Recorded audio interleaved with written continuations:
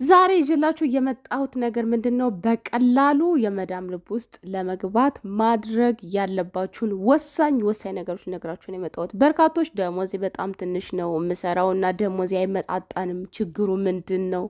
በቃ ሰለቸኝ፣ እንዴት አድርጌ ደሞዝ ላስጨምር? ብዙ ነገር አለ። ደሞዛችሁ እንዴት ነው ማስጨመር ያለባችሁ? ቀጣይ የምነግራችሁን ነገሮች እያንዳንዱን ካደረጋችሁ ሳትወድ በግዷ ወዳችሁ ሳይሆን እንዴት ነው ሳይወዱ የሆነ መገደድ ተረዱኛላችሁ ብዬ አስባለሁ። እንትናን እኮ በቃ አልወዳትም እንትኗን ነው እንጂ እንትናን እኮ አልወዳትም ግን እንትኗ የሚባል ነገር አለ። አንዳንድ ሰዎችን ሳትወዷቸው በግድ ግን ከነሱ እንዳትላቀቁ የሚያደርጋችሁ ነገር አለ እና እንደዚያ እንዴት ነው ማድረግ የምትችሉት? እኔ የጠቀመኝን ነገር ነው ዛሬ የምነግራችሁ ማለት ነው። እናንተ ስንቱ ሰርቶላችኋል? እንዴት አድርጋችሁ የተጠቀማችሁና ጥሩ ደሞዝ የሚከፈላችሁ ሰዎች ደግሞ እስቲ በኮመንት ንገሩኝ። እኔ ግን ያለውን ነገር በግልጽ ነው የምነግራችሁ። ያገር የሉሽ ከእናንተ የምደብቀው ነገር የለም። ይሄ ነገር በጣም ወሳኝ ነገር ስለሆነ ልነግራችሁ ወስኛለሁ ማለት ነው። ከእናንተ የሚጠበቀው ጆሯችሁን ሳይሆን ልባችሁን ጸጥታችሁን ማዳመጥ ነው ማለት ነው። የሚጠቀም ይጠቀምበት። ይህን ቪዲዮ ግን ላይክ እያደረጋችሁ ጀምሩት። ሰላም፣ እንዴት ናችሁ የሀገሬ ልጆች? እኔ ያለው እግዚአብሔር ይመስገን። እናንተም በያላችሁበት ዓለም ቅርንጫፍ ሰላማችሁ ብዝት ተርበፍ ይበልኝ እያልኩኝ እንግዲህ ዛሬ በጣም ወሳኝ ነገር ልነግራችሁ መጥቻለሁ። ሰሞኑን ትንሽ ጠፋ እያልኩ ነው፣ ግን በጣም ወሳኝ ነገር ነው ዛሬ የምነግራችሁ ማለት ነው። ምንድን ነው? በአጠቃላይ ሰው ቤት ያላችሁ፣ እኛ ሰው ቤት የምንኖር ያው ዋናው ነገራችን ዋናው ፍሬ ሀሳባችን ብርና ብር ነው፣ ፍላጎታችን ይህ ሀቅ ነው። በቃ አለቀ። የመጣንበት አላማ ገንዘብና ገንዘብ ነው። ብዙዎቻችን እንሸዋወዳለን፣ ራሳችን እንሸውደዋለን፣ አንዳንዶቻችን ማለት ነው። ግን ራስን መሸወድ አያስፈልግም። ራስን መሸወድ አያስፈልግም። የመጣንበት አላማ ታርጌታችን ገንዘብና ገንዘብ እስከሆነ ድረስ እዚያ ላይ ነው ዛሬ የምንነጋግረው ማለት ነው። እንዴት ብናደርግ ነው ቆንጆ ደሞዝ ሊከፈለን የሚችለው? እንዴት ብናደርግ ነው የመዳምን ልብ ማሸነፍ የምንችለው? የእሷንን ልብ የምናሸንፍበትን ወሳኝ መስፈርቶች ነው ዛሬ የምነግራችሁ ማለት ነው። የሰራላችሁን ግን እናንተ ንገሩኝ። አንደኛ ነገር ብዬ ያስቀመጥኩት እኛ ኢትዮጵያውያን አብዛኛው ሰው ማስመሰል አይወድም። በቃ ሲሪየስ ሆኖ የመጣሁት ለስራ ነው የሚል ሰው ነው አብዛኛው ያለው ማለት ነው። በነገራችን ላይ ሰው ጋር እስካላችሁ ድረስ ከሰው ጋር ማህበራዊ ኑሮ እስከኖራችሁ ድረስ በተለይ ደግሞ ሰው ጋር እስካላችሁ ድረስ አሽቃባጭ፣ መሳቅ፣ መጫወት ምናምን ነገር በጣም ወሳኙ ፐርሰንት ነው። አሁን ለምሳሌ ልንገራችሁ። አንዲት እህታችን እዚህ እኛ ጎረቤት መጣችና ኮንትራት ነው የምትሰራው። ሁል ጊዜ ሻወር ውሰጂ ትላታለች። አዲስ ናት፣ ያው ትቆጣጠራታለች። ኮንትራትም ስለሆነች ሴትዮዋ ማለት ነው። ሻወር ውሰጂ፣ ሁል ጊዜ ሻወር አትወስድም ልጅቱ ስታያት ማለት ነው። እና የሆነ ቀን ቆይ ምንድነው እየሆነ ያለው ብላ ልትከታተላት ትሞክራለች። ሽንት ቤት ግቢ ብላት እንደገባች ምንድነው የምታደርገው ልጅቷ? ስልኳን ይዛ ገብታ ሽንት ቤቱን ቶሌቱን ክድና አድርጋ እዚያ ላይ ቁጭ ብላ ነው የምትወጣው ሁሌ ስታያት ማለት ነው። እና ለምንድነው የማትታጠቢው ትላታለች አስተርጓሚ አምጥታ። ለምንድን ነው? እኔ ልታጠብ ነው እንደ የመጣሁት አንቺ ጋር? እኔ እኮ ልታጠብ አይደለም ስራ ልሰራልሽ ነው የመጣሁት። ስራዬን ነው እንጂ ሌላው ነገር እኮ አያገባሽም አለቻት። እንዴት ነው የማያገባት? ስታስቡት ማንም ሰው ቤት ተጠግተን እስከኖርን ድረስ አያገባሽም የሚባል ነገር የለም። ያገባታል። እኛ እየሸተትን እየከረፋን፣ እኛ በመጀመሪያ ንጽህና ሳይኖረን ንጹህ ሳንሆን ስሩልን። ሽታም እኮ አለ አንዳንድ ጊዜ። በጣም ብዙ ጊዜ ከቆያችሁ እኛ ደግሞ ጸጉራችን ቅባት እንቀባለን። የተለያዩ ነገሮች ስለምንቀባ ቅባታችን ደግሞ ይሸታል። አብዛኛው ሰው አሁን የሚቀባው ራሱ ቅባት ስቲል ነው። ተሰደን ራሱ የሀገራችንን ቅባት ነው የምንወዱ ብዙዎቻችን ማለት ነው። የእኛ ቅባት ደግሞ በጣም የሚሸተው ውሎ አድሮ ደግሞ ይሸታል። እንኳን አይደለም ትኩሱን ስትቀቡት ማለት ነው። ካልታጠብሽ ወይንም እሷ የምታዝሽን ካላደረግሽ ውሃው የራሷ ነው፣ ሁሉ ነገር የራሷ ነው። ታጠቢ ብላ ጊዜውም የራሷ ነው። እስኳ ቤት እስካለች ድረስ ሂጂ ታጠቢ ካለች መታጠቡ ችግሩ ምንድን ነው? ነገር ግን ድርቅና አያገባሽም፣ ልሰራልሽ ነው የመጣሁት አንቺ ምናምን ማለት ይሄ በጣም ድንቁርና፣ ከድንቁርናም የድንቁርና አምባሳደርነት ነው ብዬ ነው የማስበው። ለምን ምን ማለት ነው? እንዴት ትክክለኛ ጤነኛ አእምሮ ያለው ሰው ሲጀመር እንደዚህ አይልም። ይቺ ልጅ እንደ ምሳሌ ላንሳላችሁ ብዬ ነው እንጂ በጭራሽ ሌሎቹ ሁሉም ሰው እንዲህ ያደርጋል ማለት አይደለም። እና እንደው እንደ ምሳሌ ሳነሳላችሁ አሁን እሷ እንደዚህ አለች። ለምሳሌ እናንተም አሁን ሌላ ነገር ብትባሉ አንቺ አያገባሽም፣ ሰው ቤት እስካለች ድረስ አያገባሽም አይባልም። የትኛውም ነገር እንደፈለገች ማዘዝ እንደፈለገች እንትን ማለት ያገባታል። የሚያገባትን ነገር እናንተ ዝያዳ አጉል ንግግሮች፣ አጉል ትዕዛዝ፣ አጉል ነገር ከበዛ እንኳን በትትና በጸባይ ጥሩ በሆነችበት ሰዓት በተረጋጋችበትና ጥሩ ሙድ ላይ በነበረችበት ሰዓት ይሄ ነገር አልተመቸኝም፣ ይሄ ነገር ይስተካከል ማለት ያለባችሁ ተረጋግታ ቡናዋን ጠጥታ ምናምን ቁጭ ባለችበት ሰዓት ነው። ደሞዝ ራሱ አንዳንድ ሰው ደሞዝ የሚጠይቀው መቼ ነው? በተጣሉ ሰዓት ምናምን በቃ ደሞዝን ካልጨመርሽልኝ ላ የዚያን ጊዜ ደሞዝ ማስጨመር የለባችሁም። ይሄ ከአንድ ሰው ከምናምን ያለ ሙድ አይደለም ጠይቃችሁ። ከብዙ ሰዎች እንግዲህ ካሰባሰብኩት በጣም ጥሩ ደሞዝ የሚከፈላችሁ እዚህ ዱባይ እስከ 3000 የሚከፈላችሁ ሰዎች ናቸው ይሄን ነገር የነገሩኝ። መቼ ነው ደሞዝ መጠየቅ ያለባችሁ? በጣም በተረጋጉ ሰዓት ቁጭ ባላችሁ ሰዓት እንዲ አጠያይቁ ሲስተሙ እንትና ይህን ያህል ደሞዝ እየተከፈላት ነው፣ እኔ ይህን ያህል ነው የሚከፈለኝ። አይቻልም። እንደዚያ ማለት በጭራሽ የለባችሁም። ይሄ ኮንፊደንስ የሌለው ሰው ነው፣ የኮንፊደንስ እጥረት ነው። ይሄ ደግሞ እነሱ ራሱ እንደዚህ ብትሏችሁ በጭራሽ ነው የማይጨምሩላችሁ።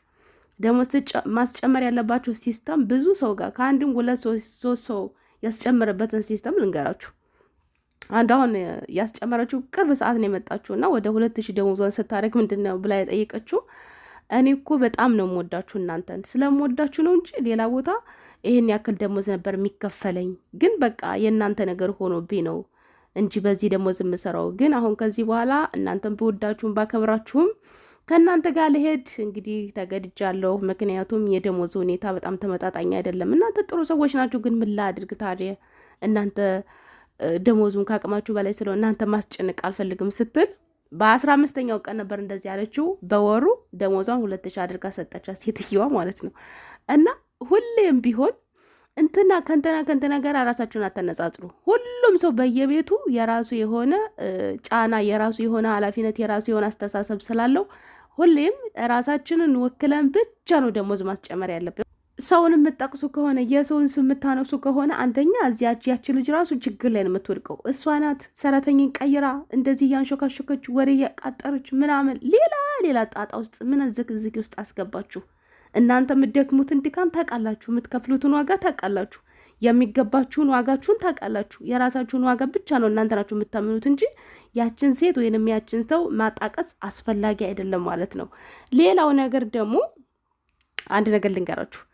ሁል ጊዜ ከልጆች ጋር ስትጫወቱ ብዙ ነገር ስትቀራረቡ ነገሮች አሉ፣ አለመጣጣም፣ ንግግር፣ አልወድሽም እኮ ምናምን። አንዷ ጓደኛ ይሁን ከልጆች ጋር አብራ እየተጫወተች እኔ እኮ አንቺን አልወድሽም፣ እኔ የምወደው ያችኛዋን ሰራተኛ ነው ትላታለች ማለት ነው። ስትላት እኔም አልወድሽም ትላታለች።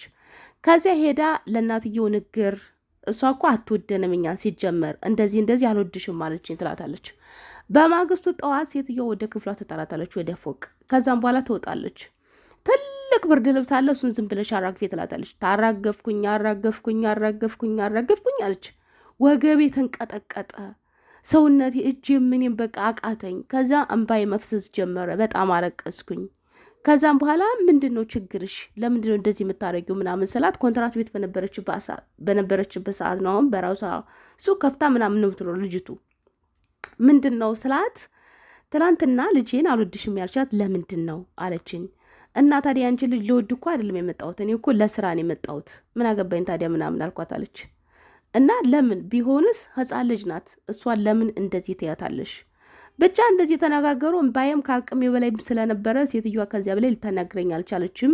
እንደዚህ ሆነን ተለያየን። ያው ብዙም እዚያ ቤት ብዙም አልቆየችም። ታሪኩም ሰፊ ነው። በልጆቹ ምክንያት ነው ከዚያ ቤት የለቀቀችው። ከልጅ ጋር እናንተ ሳፋጣ ውስጥ ምን አስገባችሁ? ማርያም በተለይ ከልጅ ጋር አልወድሽም ብትልሽ ምን ብትል ልጆች ጭንቅላታቸው ንጹህ ነው፣ ያለውን ነገር ነው የሚናገሩት። እኔ ግን በጣም ነው የምወድሽ፣ አንቺ ታምሪያለሽ፣ አንቺ ቆንጆ ነሽ። ለምንድን ነው ከእነሱ ጋር ራሳችን የምናፎካክር?